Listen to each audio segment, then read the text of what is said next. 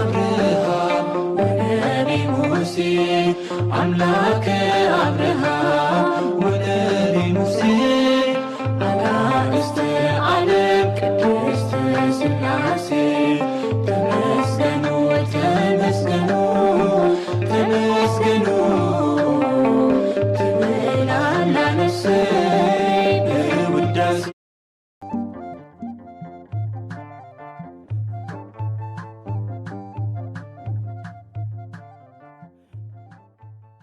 በስመ ሥላሴ በስመ አብ ወወልድ ወመንፈስ ቅዱስ አሐዱ አምላክ አሜን። ሰላም እግዚአብሔር አምላክ ምስ ኩላትኩም ይኹን። ስድራ እግዚአብሔር አምላክ ከመይ ሓዲርኩም?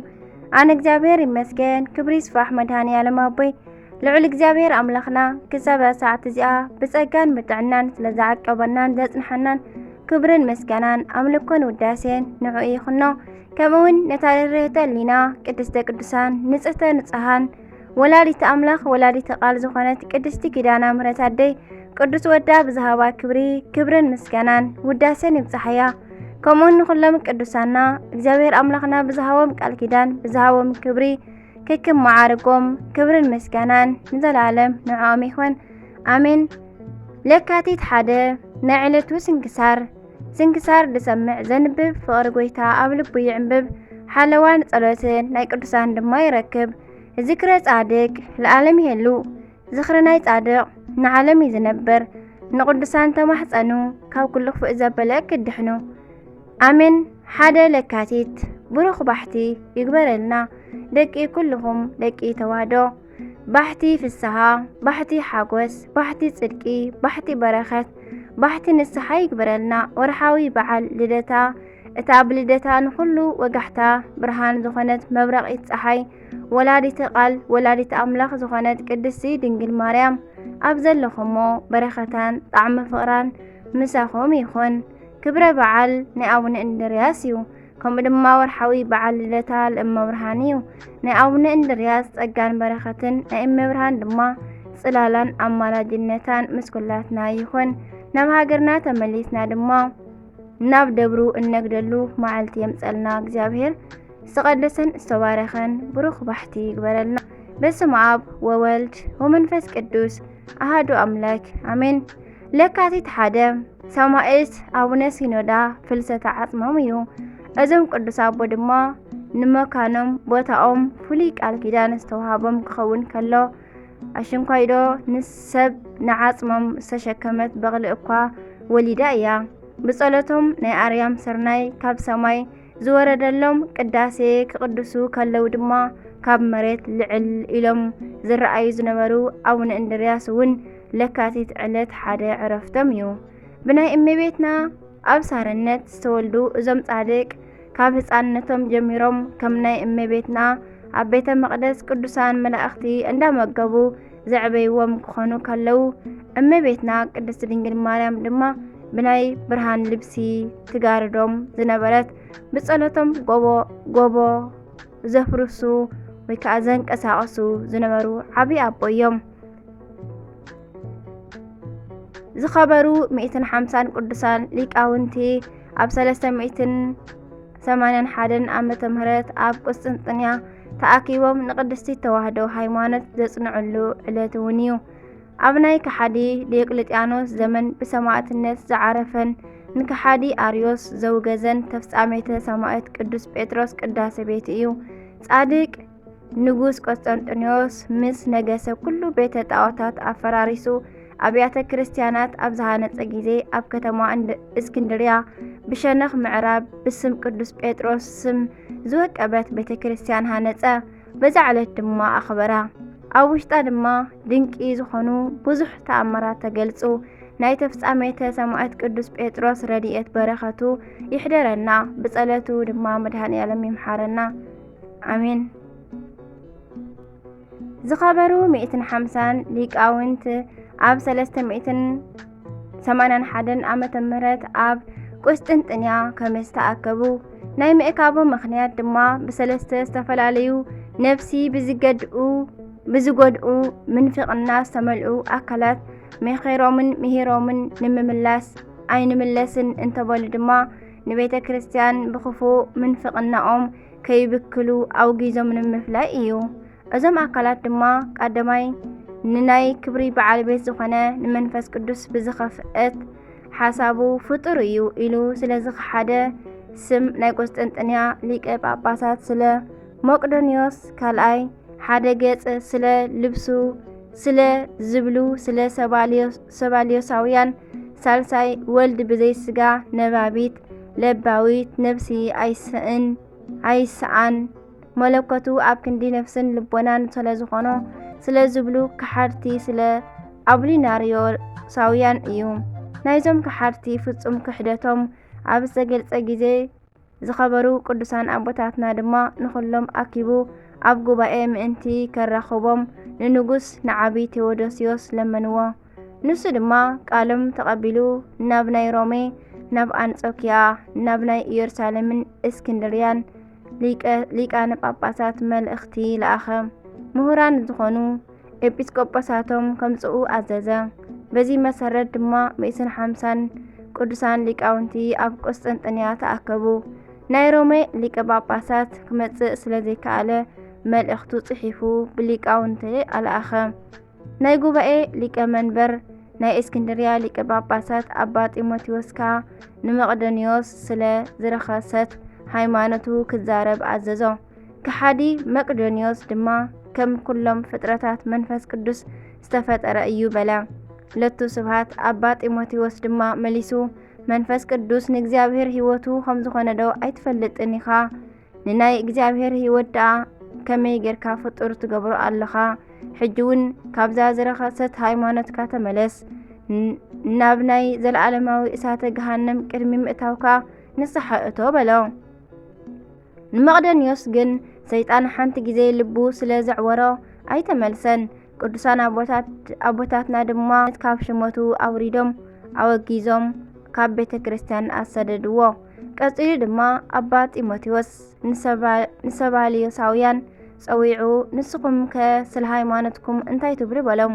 ንሶም ድማ ሰለስተ ኣካል ሓደ ባህሪ ንዝኾነ ኣምላኽና ንስም ኣጸዋውዕኡ ክብሪ ምስጋና ይኹነሞ ኣብ ወወልድ ወመንፈስ ቅዱስ ሓደ ገጽ ሓደ ህላዊ እዩ፣ ብዝኾነ ይኹን ሰለስተ ኣይኮኑን እዮም በሉ።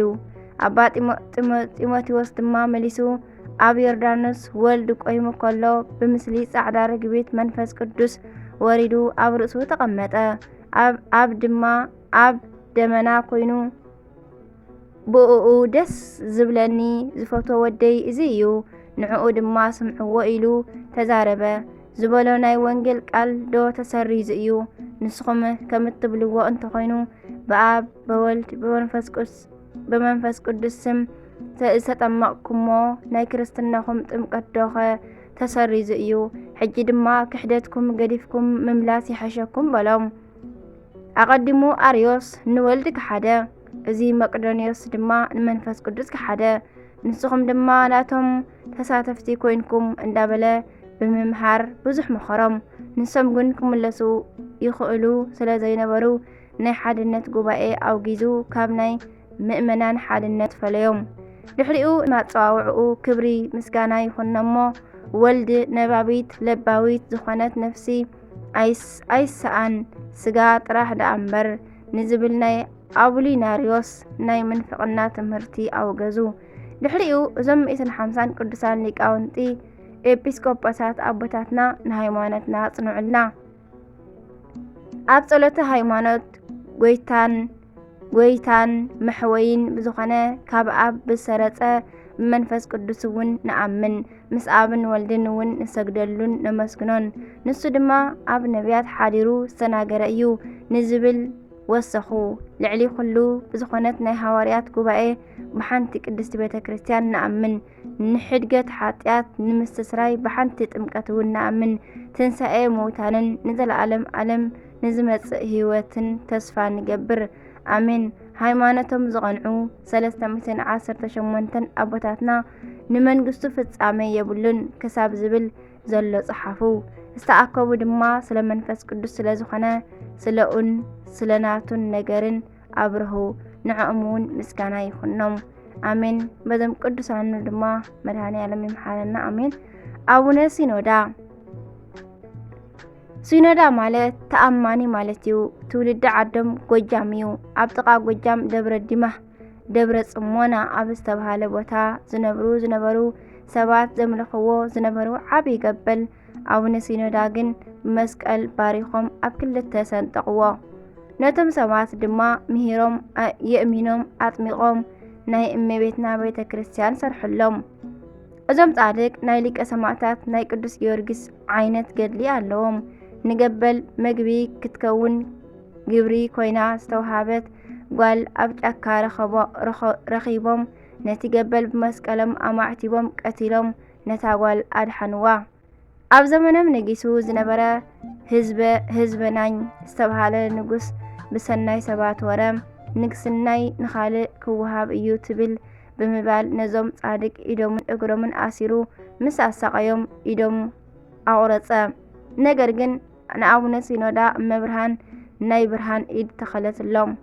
ኣብ ጌተ ሰማኒ ዘላ ልቋስ ዝሰኣላ ስርጉት ዝተባሃለት ናይ እመቤትና ስእሊ ከዓ ኩሉ ግዜ እንዳተገለጸት ተዘራርቦም ነበረት። ንጉስ ብስደትን ብግዕዞን ብዙሕ እንዳ ኣሳቀዮም ከሎ መልኣኽ መጺኡ ዕለተ ዕረፍቶም ነጊርዎም። ንሶም ድማ ደቂ መዛሙርቶም ጸዊዖም ምስ ተፋነውዎም እዩ ንጉስ ኣብ ሕዳር ዕለት 17 ክሳዶም ዘሰየፈ። ካብ ክሳዶም ድማ ማይን ደምን ጸባን ፈሰሰ።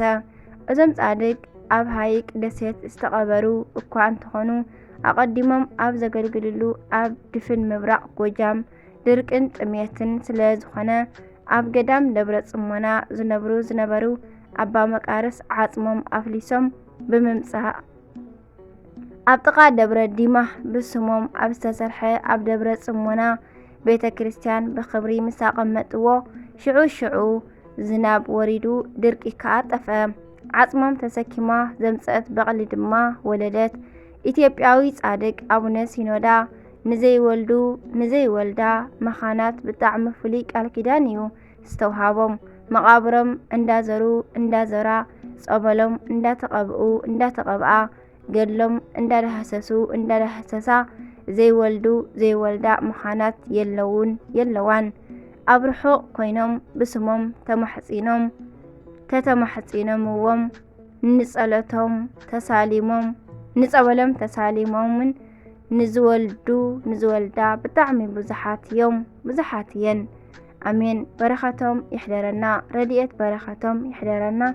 ብጸሎቶም ድማ መድኃኔ ዓለም ክርስቶስ ይምሓረና። ኣሜን። በረኸቶም ኩሎም ዓመታውን ወርሓውን ቅድስት ድንግል ማርያም ኣዴና፣ ሊቀ መላእክት ቅዱስ ራጉኤል፣ ኣቡነ እንድርያስ ዘደብረ ጽጌ፣ ኣቡነ ጎርጎርዮስ 150 ሊቃውንት አበው፣ ኣቡነ ጴጥሮስ ተፍጻሜተ ሰማዕት ኩሎም ዓመታውን ወርሓውን ተኸቢሮም ዝውዕሉ ቅዱሳና ክብርን ምስጋናን ንዘላለም ንዖም ይኹን። ኣሜን። ስንክሳር ዝሰምዕ ዘንብብ ፍቕሪ ጎይታ ኣብ ልቡ ይዕንብብ። ሓለዋን ጸሎትን ናይ ቅዱሳን ድማ ይረክብ። ዝክረ ጻድቅ ለዓለም ይሄሉ። ዝኽረ ናይ ጻድቅ ንዓለም እዩ ዝነብር። ኣሜን። ዝወደቐ ዝነጠበ ቃል ኮነ ዜማ ፊደል ብኣፈ ቅዱሳን ትጉሃን መላእክት ተኣረመልኒ። ኣሜን። ወስብሐት ለእግዚአብሔር ወለወላዲቱ ድንግል ወለመስቀሉ ክቡር። አሜን አሜን። ለይኩን